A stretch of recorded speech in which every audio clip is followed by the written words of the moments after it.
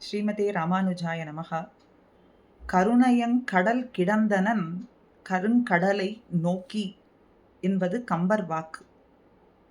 கருணை கடலான ராமன் எம்பெருமான் கருங்கடலை நோக்கி தவம் புரிந்தான். எதற்காக? அந்த கடலிலே அணை கட்டி தன் படையோடு சென்று ராவணனோடு போரிட்டு சீதையை மீட்க வேண்டும் என்பதற்காக.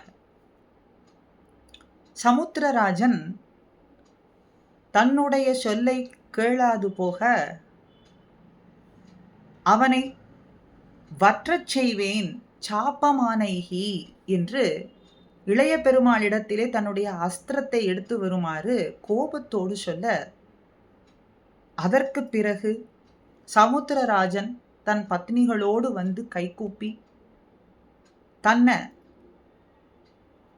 சமித்தருள வேண்டும் என்று பிரார்த்தித்து, அதற்கு பிறகு தன்மேலே அணை கட்டி செல்லும்படியாக சொல்ல, ராமன் எம்பெருமான் குரக்கினத்தாலே அணைகட்ட குரங்குகள் படையாக வந்து அணை கட்டி பின்னே இலங்கைக்கு சென்றது ராமாவதார சரித்திரம். ராமனெம்பெருமான் சமுத்திரராஜனிடத்திலே சரணாகதி பண்ணி 3 நாட்கள் அந்த கருங்கடலை நோக்கி தர்பத்தின் மீது தவம் புரிந்ததனாலே இது தர்பக்ஷேத்திரம். தர்பைனா புல். இந்த புல் ஆரண்யமாக இருந்ததனாலே புல்லாரண்ய க்ஷேத்திரம் என்றும் இந்த க்ஷேத்திரத்துக்கு திருநாமம். எம்பெருமான் இங்கே ரிஷிகளினுடைய தவத்தை மெச்சி அவர்களுக்கு அஸ்வத்த மரமாகவே காட்சி கொடுக்கிறான். இன்றும் இந்த அஸ்வ மரத்தை இந்த திவ்ய தேசம் திருப்புல்லானி புல்லாரண்ய க்ஷேத்திரம் சரணாகதி க்ஷேத்திரம் என்கின்ற க்ஷேத்திரத்திலே எம்பெருமானுடைய சந்நிதிக்கு பின்னே நாம் சேவிக்கலாம். ஆதி ஜெகநாத க்ஷேத்திரம் என்றும் இந்த க்ஷேத்திரத்துக்கு பெயர். புல்லவர், காலவர், கண்வர் என்கின்ற ரிஷிகளுக்கு அவர்களுடைய தவத்திற்காக எம்பெருமான் அஸ்வத்த மரமாக தோன்றினான் என்று இந்த திவ்ய தேச சரித்திரம். ராமன் எம்பெருமான் சரணாகதி பண்ணின க்ஷேத்திரம் என்றும் இந்த திவ்ய தேசத்துக்கு ஏற்றம் போலே, ராமன் எம்பெருமானுடைய தந்தையாரான தசரத சக்கரவர்த்தி ராமன் தனக்கு புத்திரனாக பெற வேண்டி இங்கே வந்து புத்திரகாமேஷ்டி யாகம் செய்து ஆதி ஜெகநாத பெருமாளினிடத்திலே வேண்ட மகிழ்ந்து அதற்கு பிறகு ராமன் எம்பெருமான் தசரதருக்கு புத்திரனாக தோன்றினான் என்றும் இந்த திவ்ய தேச வைபவம். ஆக பழமையான திவ்ய தேசம். 72 சதுர்யுகங்களுக்கு முன்னே தோன்றினவர் என்பதனாலே ஆதி ஜெகநாதர். ஜெகநாதர் எம்பெருமானை 3 இடங்களிலே நாம் சேவிக்கலாம். ஆதி ஜெகநாதர் என்றும் இங்கே திருப்புல்லானியிலே, மற்ற ஜெகநாதரை திருமழிசையிலேயும், இன்னொரு திவ்ய ஜெகநாதரை பூரியிலேயும் நாம் சேவிக்கலாம். பூரி ஜெகநாதர் என்று. ஆக 3 ஜெகநாதர்களிலே எம்பெருமான் 72 சதுர்யுகங்களை கண்ட எம்பெருமான் பழமையான திவ்ய தேசம். ஆதி ஜெகநாதர் மூலவர் அமர்ந்த திருக்கோலத்திலே கல்யாண ஜெகநாதனாக எம்பெருமான் உற்சவராக, சக்கரவர்த்தி திருமகன் கிழக்கு நோக்கி தர்ப சயனத்திலே தர்பையையே சயனமாக கொண்டு ராமன் எம்பெருமான் இங்கே ஒரு சந்நிதியிலேயும், அதற்கு பிறகு வலப்பக்கத்தில் பட்டாபிராமர் சந்நிதியும் இங்கே தனி சந்நிதியாக, ராவணனோடு போர் புரிந்து முடித்து புஷ்பக விமானத்தில் சீதையோடு அயோத்திக்கு சென்று கொண்டிருக்கக்கூடிய சமயத்தில் இங்கே இறங்கி பட்டாபிஷேக கோலம் சாதித்தான் அப்படின்னும் வைபவத்தில் தெரிய வருகின்றது. ஆக பட்டாபிராம பெருமாள் சந்நிதியும் தர்பசயன ராமன் சந்நிதியும் இங்கே 2 சந்நிதிகள் தனியாக விளங்குகின்றது.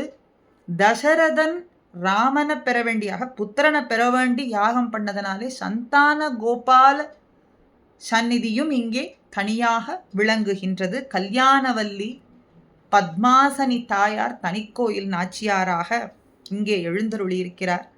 ஹேம புஷ்கரணி தீர்த்தம் ரத்னாகர சமுத்திரம், சமுத்திரத்துக்கு சேது சமுத்திரம்னும் ரத்னாகர சமுத்திரம்னும் இந்த சமுத்திரத்துக்கோடே கல்யாண விமானம், கல்யாண ஜெகநாதன், கல்யாணவல்லி, கல்யாண க்ஷேத்திரம், கல்யாண விமானம் எல்லாமே கல்யாண குணங்கள் நிறைந்திருக்கும்படியான எம்பெருமான் அஸ்வத்த நாராயணன் சமுத்திரராஜன் புல்லாரண்ய முனிவருக்கு பிரத்யக்ஷமாக இங்கே எழுந்தருளி இருக்கின்றான் எம்பெருமான்.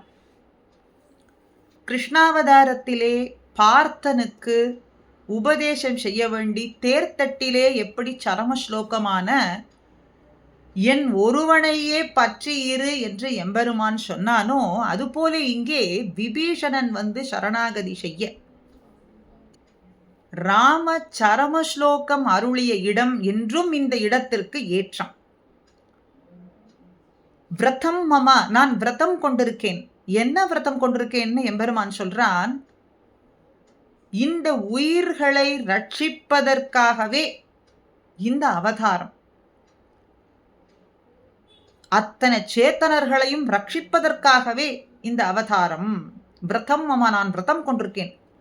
ரட்சிக்க வேண்டிய தர்மம் இந்த அவதார தர்மம்.